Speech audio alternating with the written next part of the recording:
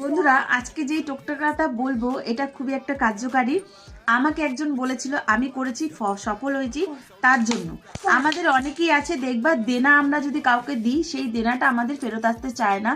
বা মনে করো কোনো যেই কাজই করি সেই কাজে কিছু কিছু সময় আমরা সফল হই না, হওয়া কাজও কিন্তু আমাদের সফল হয় না।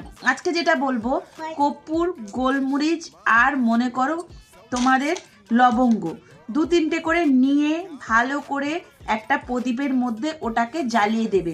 কোন দিন জানাবে?